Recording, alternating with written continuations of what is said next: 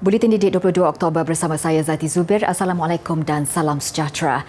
Malaysia menjadi antara negara yang memberikan suntikan vaksin COVID-19 kepada remaja terpantas di dunia.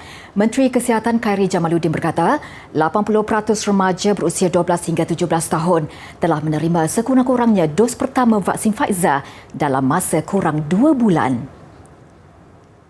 Dalam ciapan di Twitter hari ini, beliau menzahirkan ucapan terima kasih kepada Timbalan Menteri Kesihatan, Datuk Dr. Nur Azmi Ghazali, Timbalan Menteri Pendidikan, Datuk Dr. Mahan Sun dan Jawatankuasa Petugas Khas Imunisasi COVID-19 Remaja yang bertanggungjawab mengendalikan vaksinasi untuk kumpulan itu. Menurut data portal COVID Now, lebih 1.36 juta remaja berusia 12 hingga 17 tahun atau 43.4% telah lengkap divaksin setakat semalam. Manakala lebih 2.52 juta remaja menerima sekurang-kurangnya suntikan dos pertama vaksin sejak PICK remaja dilancarkan pada 8 September lepas. Sebanyak 235,607 dos harian vaksin diberikan semalam melibatkan golongan dewasa dan remaja, menjadikan jumlah kumulatif pemberian dos vaksin di bawah PICK sejak dilancarkan pada 24 Februari sudah melebihi 48 juta.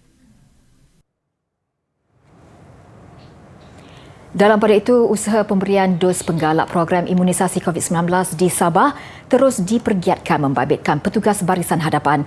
Disandarkan 3,000 individu terdiri daripada petugas kesihatan, anggota keselamatan serta pihak berkuasa tempatan dijangka menerima dos penggalak masing-masing.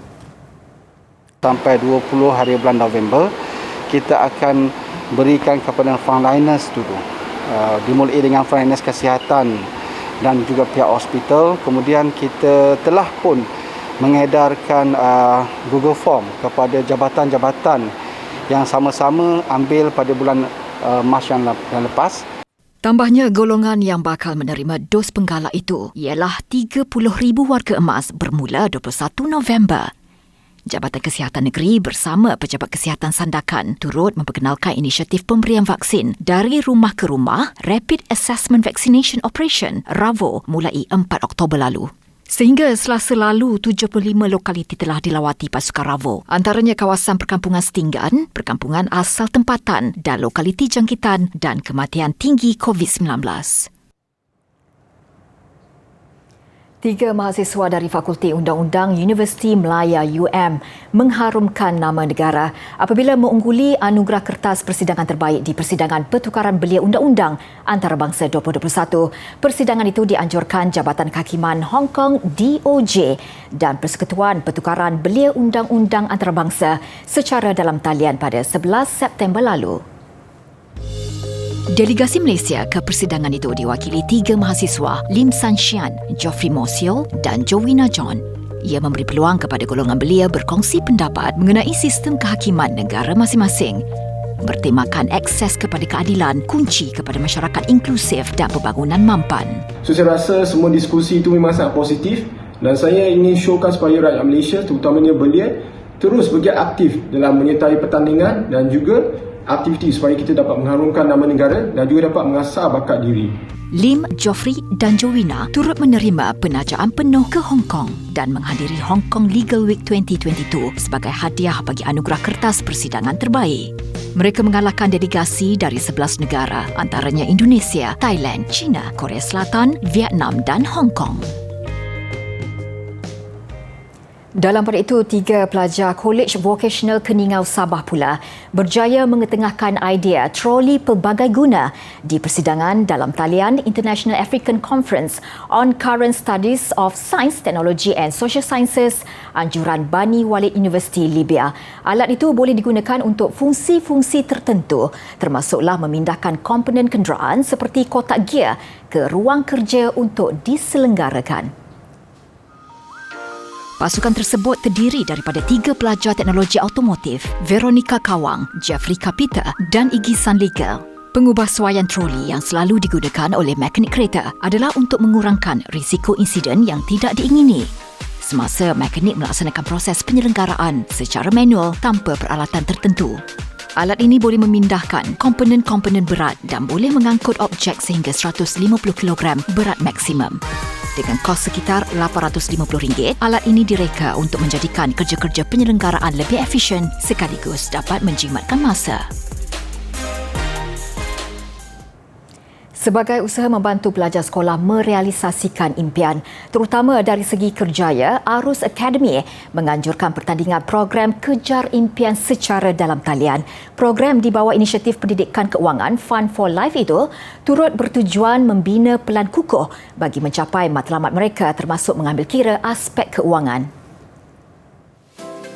Menurut Ketua Program Fund for Life, Alina Amir, golongan belia khususnya pelajar memerlukan platform untuk membantu mereka mengetengahkan bakat sekaligus dapat mengembangkannya dalam mencari peluang kerjaya pada masa akan datang. Antara perkara yang paling penting sebenarnya dalam pengurusan kewangan adalah mengenal pasti matlamat hidup kita. Apa perkara yang memberikan kita semangat dan inspirasi untuk terus berusaha. Melalui program Kejar Impian, kami menggabungkan matlamat hidup dengan literasi dan kemahiran kewangan. Program Kejar Impian mempunyai 2 sesi utama. Sesi pertama adalah sesi inspirasi di mana anak-anak meneroka kejayaan impian mereka melalui interaksi dan bengkel kemahiran bersama mentor dan sifu. Daripada sesi inspirasi ini, murid dapat belajar kemahiran yang betul-betul perlu untuk mereka ada untuk berjaya dalam kejayaan ini. Sesi yang kedua adalah sesi pelan impian di mana murid mengenal pasti langkah-langkah yang perlu mereka ambil untuk mencapai kejayaan impian mereka. Ini termasuk cara mereka menguruskan kewangan. Secara tidak langsung, literasi kewangan menjadi sesuatu yang penting dan bermakna untuk mereka. Tambahnya, program tersebut mengetengahkan 5 kerjaya impian berdasarkan minat golongan belia zaman kini, iaitu kerjaya sebagai content creator atau pencipta kandungan, artis visual, host TV, pemain permainan video atau gamer dan usahawan. Sementara itu, beberapa individu atau mentor industri juga akan berkongsi tips dan memberi inspirasi kepada peserta secara maya. Setakat ini, program Kejar Impian menerima penglibatan 189 peserta dari setiap negeri. Pada masa sama, mendapat sokongan pihak bahagian sukan, kokurikulum dan kesenian Kementerian Pendidikan KPM. 10 penyertaan di peringkat akhir telah membawa pulang wang tunai sebanyak RM4,800.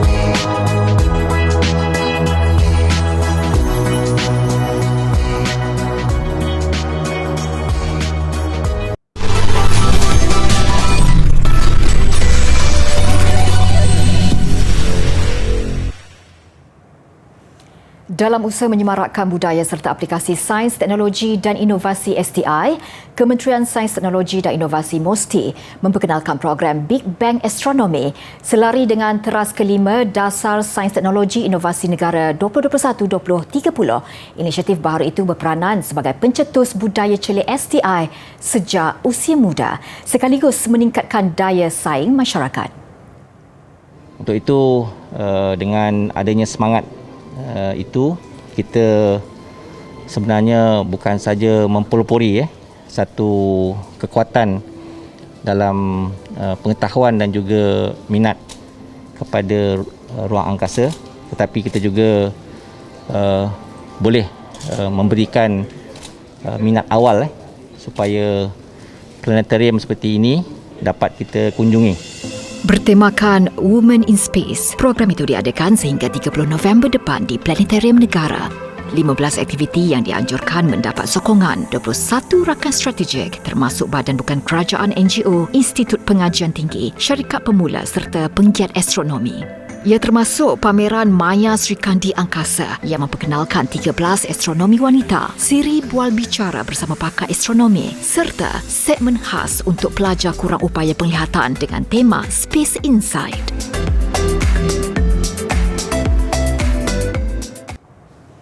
dalam memastikan negara terus membangun secara mampan seiring dengan pengagihan ekonomi yang adil, saksama dan inklusif di semua peringkat masyarakat, Jabatan Pendidikan Politeknik dan Kolej Komuniti JPP-KK di bawah Kementerian Pendidikan Tinggi mendirikan kampus satelit Kolej Komuniti at Parit Sulong.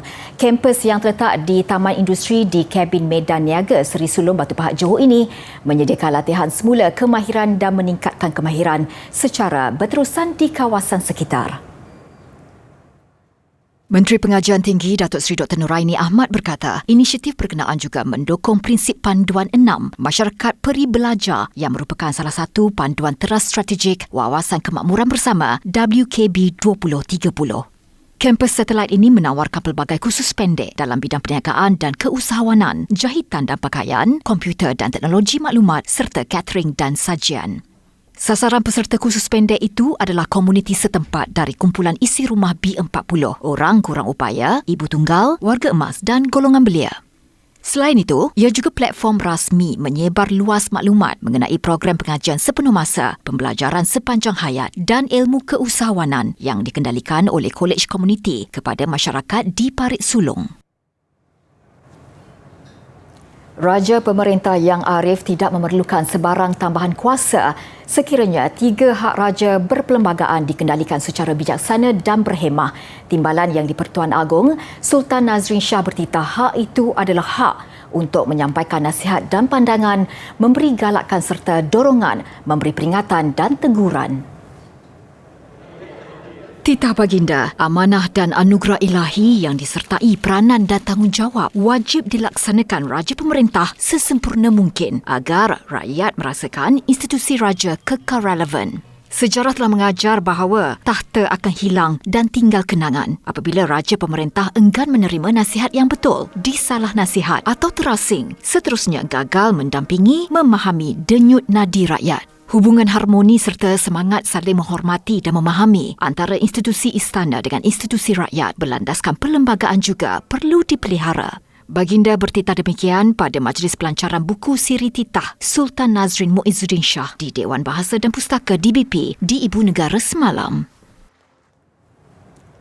Dalam pada itu, Menteri Kanan Pendidikan Datuk Dr. Razi Jidin merafak setinggi-tinggi penghargaan dan ucapan terima kasih kepada Sultan Nazrin Shah atas perkenan berangkat mencemar duli ke majlis pelancaran berkenaan. Datuk Dr. Razi berharap segala pendirian, pemerhatian, teguran, nasihat dan saranan baginda yang dizahirkan dalam buku tersebut dapat dijadikan panduan. Beliau juga merakam ucapan tahniah kepada DBP atas usaha membukukan Siri Titah Sultan Nazrin Muizzuddin Shah. Buku ini mengandungi 36 koleksi titah baginda yang menyentuh tentang institusi raja, takbir urus dan masyarakat serta kebudayaan. Kesemuanya merupakan titah yang telah dizahirkan semasa kapasiti baginda sebagai Raja Muda Perak. YDP Majlis Agama Islam dan Adab Melayu Perak, pemangku Raja Perak sehingga dimasyurkan sebagai Sultan Perak ke-35, iaitu dalam tempoh 9 Ogos 2009 hingga 5 Oktober 2016.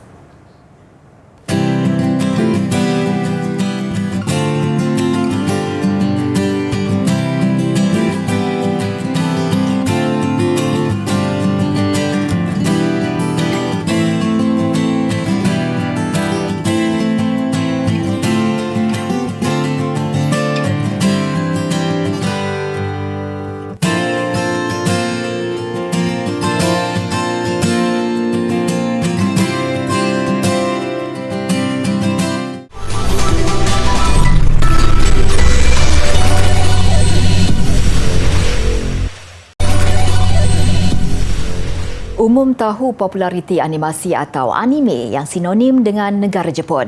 Menyedari kekuatan dan lonjakan permintaan dalam industri berkenaan, Netflix membiayai sebuah akademi anime di Tokyo, Jepun dalam usaha melahirkan lebih ramai kartunis muda berbakat untuk keperluan masa hadapan. Ketika ini, Jepun difahamkan sedang mengalami kekurangan artis animasi berbakat. Sebahagian besarnya disebabkan gaji rendah yang tidak setimpal dengan kerja rumit dan waktu bekerja yang panjang. Ini mengakibatkan kerja-kerja tersebut banyak dilakukan oleh syarikat luar. Justru, gergasi penstreaman Amerika Syarikat itu bertindak menawarkan latihan percuma kepada artis anime beserta sedikit peruntukan sebelum mereka melangkah ke alam pekerjaan.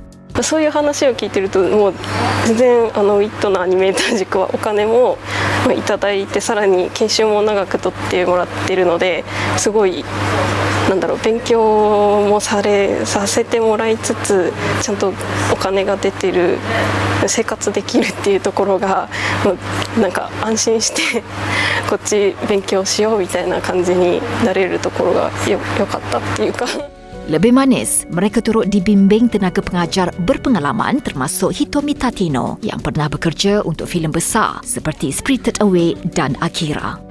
賃金が安く仕事もきつくなんとなく地位も低い早く原画になるならそこはスキップして原画になりたいって思ってる人が多いので動画を長くやろうっていう人がなかなか長続きしないしっていうのが続いてると思います。みんな早くスターになりたいって思うと思うんですけどね。 Lebih 100 juta isi rumah di seluruh dunia menonton sekurang-kurangnya satu kandungan anime di Netflix dalam tempoh setahun berakhir September 2020. Jumlah itu melonjak 50% berbanding tahun sebelumnya.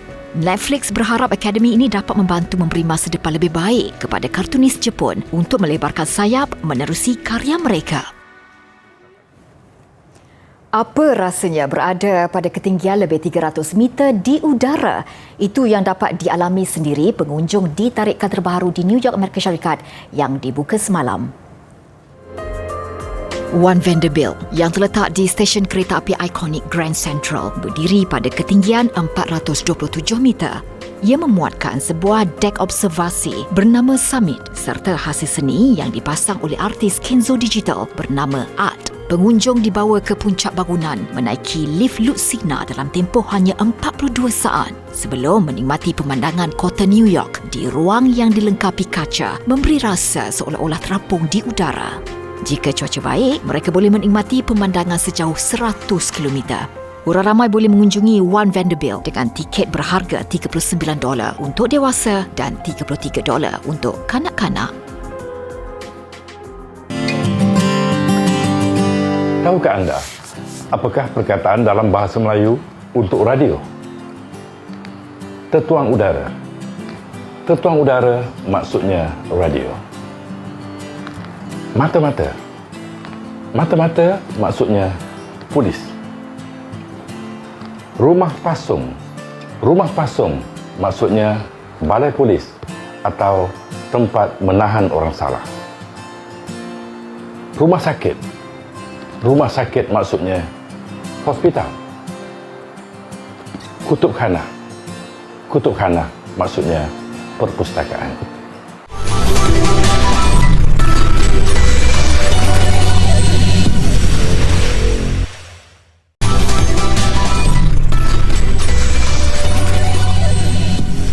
Ke laporan sukan, juara Liga Prima 2021 Negeri Sembilan FC NSFC tidak dapat meneruskan saingan Piala Malaysia musim ini selepas 20 pemain dan 4 pegawainya positif COVID-19. Perkara itu disahkan menerusi kenyataan rasmi NSFC hari ini dan semua yang terlibat sedang menjalani kuarantin di rumah. Situasi yang melanda NSFC kini dipantau selama 10 hari oleh pihak Kementerian Kesihatan Malaysia KKM. Memetik kenyataan yang dimuat naik dalam Facebook rasmi NSFC demi menjaga keselamatan semua pihak serta saranan doktor pasukan.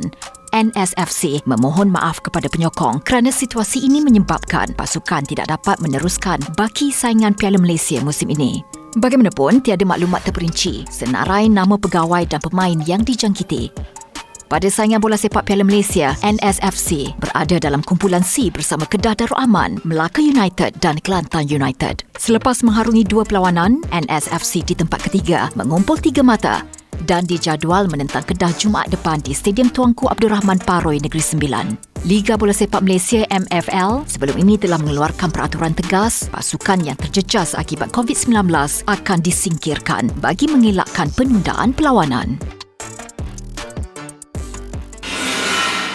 Sementara itu, MFL turut berkongsi rasa duka cita terhadap nasib menimpa juara Liga Perdana itu dan berdasarkan peraturan baru, kemenangan percuma akan diberikan kepada pasukan lawan sekiranya terdapat kes positif dalam mana-mana pasukan. Ini pun agak luar biasa di mana satu pasukan keseluruhan telah terjangkit COVID-19 ini.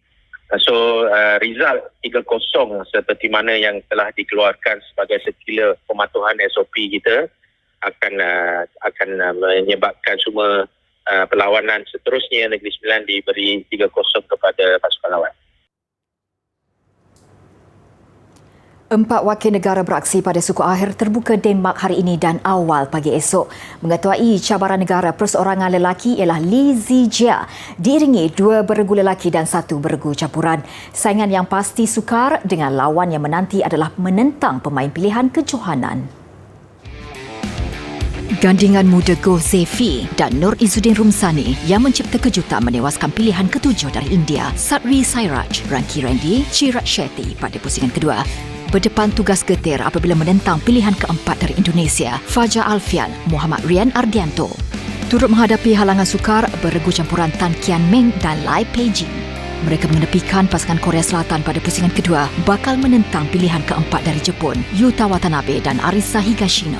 Pasti menjadi tumpuan pertemuan perseorangan utama negara Lee Zijia menundukkan pemain senior Liu Darren pada pusingan kedua. Zijia bakal ditentang pilihan kedua juga pemain handalan tuan rumah Victor Esselsen. Cuma gandingan profesional beregu lelaki Ong Yu Sing dan Theo Yi akan berdepan pemain bukan pilihan dari Jerman Mark Lemfers, Marvin Siedel. Pada pusingan kedua, Yu Sin dan Yi menewaskan pasangan dari Scotland Alexander Dunn, Adam Holm. Turut jadi tumpuan di suku akhir hari ini, pertemuan pemain nombor 1 dunia Kento Momota dari Jepun yang akan ditentang pilihan ke-6 dari Indonesia, Jonathan Christie. Rekod 5 pertemuan kedua-dua pemain sebelum ini, Jonathan hanya menang sekali. Momota mara ke suku akhir selepas mengenepikan cabaran pemain India, Srikant Kindambi. Ditentang sengit Srikant pada set pertama sebelum Momota menang 23-21. Set kedua lebih mudah buat Momota yang langsung tidak memberi ruang buat lawannya untuk mencatat kemenangan 21-9. Sementara itu, kejutan berlaku dalam acara beregu lelaki. Juara Olimpik dari Taiwan, Liang Wang Qilin tersingkir apabila tumpas di tangan pasangan Jepun Takura Hoki Yugo Kobayashi. Selepas bertarung 40 minit, pemenang pingat emas Olimpik Jepun itu terpaksa akur dengan kekalahan 19-21, 17-21. Jika tadi kita saksikan bangunan tinggi yang baru dibuka di New York, saksikan pula Ain Dubai, roda observasi tertinggi di dunia yang dibuka secara rasmi semalam. Dengan itu, saya Zaiti Zubir. Salam hormat dan kita jumpa lagi.